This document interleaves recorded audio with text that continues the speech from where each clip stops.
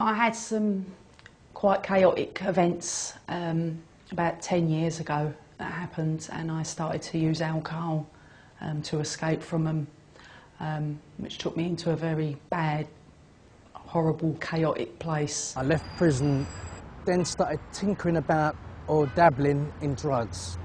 I came to a low ebb whereby I had to find services which I couldn't find at the time. I used alcohol excessively, more than excessively. I had a bit of a breakdown, and I finally had enough of binge drinking. I contacted the services about 2 years ago.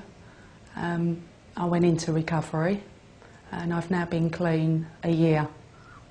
I eventually ended up finding the primary care service, which basically saved my life, really, because my arms were just dropping off through using needles. I detoxed and then moved on to an alcohol service. Within weeks, I'd changed.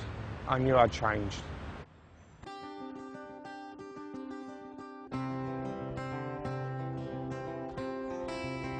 Camden is home to just under 250,000 residents who live across a large area in the heart of London. It is a culturally diverse borough with a broad social and economic mix. Within Camden there are an estimated 4,000 problem drug users, of which around 50% are in treatment. There are approximately 7,000 dependent drinkers, and services engage around 600 of these annually. Clients come from all backgrounds and walks of life, and Camden offer a range of treatment services that provide support, reduce harm, and offer opportunities to help them move forward with their lives. When I was 18, a friend and I were asked to go to Gambia and bring back some cannabis. So we ended up getting 18 months in prison for that. We started injecting and getting involved in all sorts. Ended up spending the next 4 years in prison. Life was pretty bad. I got into treatment, and through being on methadone, I managed to stabilise myself and actually hold down a job, and I was working for 13 years. Then hepatitis caught up with me, and so quite recently I've finished working. My main issues are self-harming and overdosing. I was a supervisor for an international well-known company. And then with my issues, when they found out about them, they suspended me and then advised me to take the voluntary redundancy. There was no help. I had to go out there, dig it out myself. I ended up homeless and I was sleeping rough. The services, they've encouraged me to move forward. My mother got cancer. I started taking her painkillers. I was ill and I was in pain, and she offered me one. Obviously not realising, and I didn't realise, that they were opiate based and that they were addictive. My mother died and there was no more painkillers, and I had contacts from my younger days and they'd moved on to using heroin. I then had to start committing crime, shoplifting, to keep a habit. I then lost my children, my husband. I went into treatment. I've not looked back since. 16 years ago my wife died. I was left with 2 small children. I turned extremely to drink, later on drugs, and watched my life just descend into nothing. I lost the children, I had a house, I had a job, I had everything, really. And since then I've tried to sort my existence out. Got involved in using harder drugs whilst I was at university in London. Got myself a habit, an addiction, basically at that time, to over-the-counter opiates. I still managed to get a first at college, despite having a raging addiction. I got a place to do a master's up in Leeds, and it was there that I finally decided that I couldn't carry on doing what I was doing, and that was when I first got my first methadone prescription, which helped me stabilise, helped me get down to thinking about studying rather than thinking about buying drugs. We have services that provide for the needs of men and women, people from black and minority ethnic communities, and you know, people from a range of cultures and backgrounds. And I think that's an important consideration, because drug use is across all boundaries. For some service users, the more damaged, the more traumatised, maybe the longer term and more chaotic users, just keeping them alive is a major success of services. For others who maybe have moved forward or made further gains on their own personal journeys, then services are able to move them towards, support them in maybe getting more appropriate accommodation, you know, sorting out their benefits issues, moving them back towards employment, back towards training. Services can help immensely. They motivate, they inspire. If we can keep delivering good services, then we will reduce the overt drug use and drug dealing that's seen on the streets, and that's what communities tell us they want.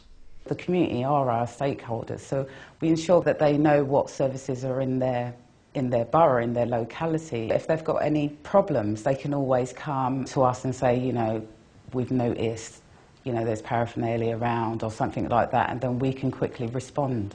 There's no denying the link between crime and drug use, and effective treatment reduces crime, which is obviously a benefit to society.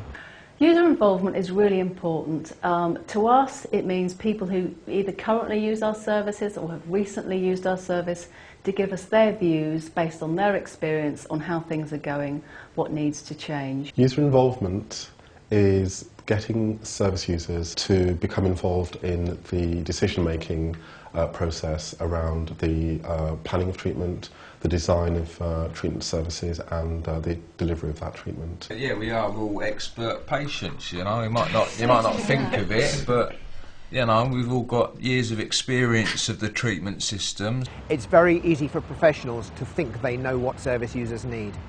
I think if you get service users to actually say what they need and what works for them, and provide services that do meet their needs, they're much more likely to engage, and it's a win for everybody. It's an important thing because it allows service users to have to have some power and a voice. You know, they really have an important part to play in making services meaningful to those with drug and alcohol problems.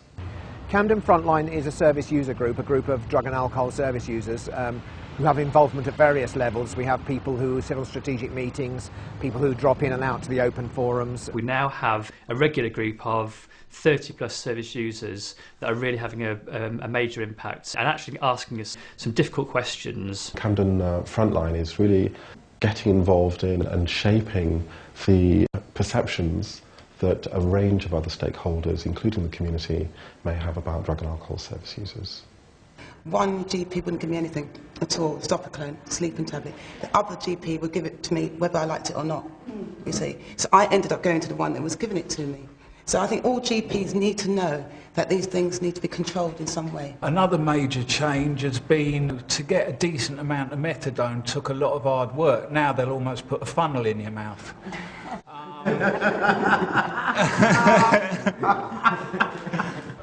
Went to one of their meetings and I've just got hooked. I'm now a Frontline representative. If anybody has any problems with the services that they use, they can contact me or Frontline or any other representative, and we can try and get the ball rolling. Ethnic minorities are forgotten about in a sense. In conjunction with Frontline, I'm trying to set up something whereby ethnic minorities have a voice.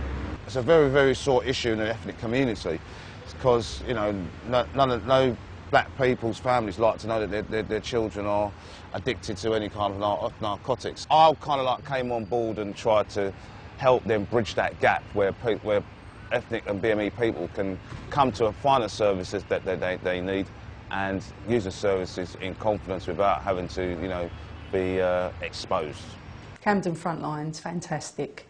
They do a lot for the service users, really passionate about what they do, and I'm glad to be part of it. It's helped me broaden and open my mind to what is out there and to try and help other service users that do have problems to help fight their corner. I find it very satisfying, like the forums and that, when people come up and ask you advice and information, and they pull you aside and you feel like you're doing something, like, you know, and you feel like they're trusting you.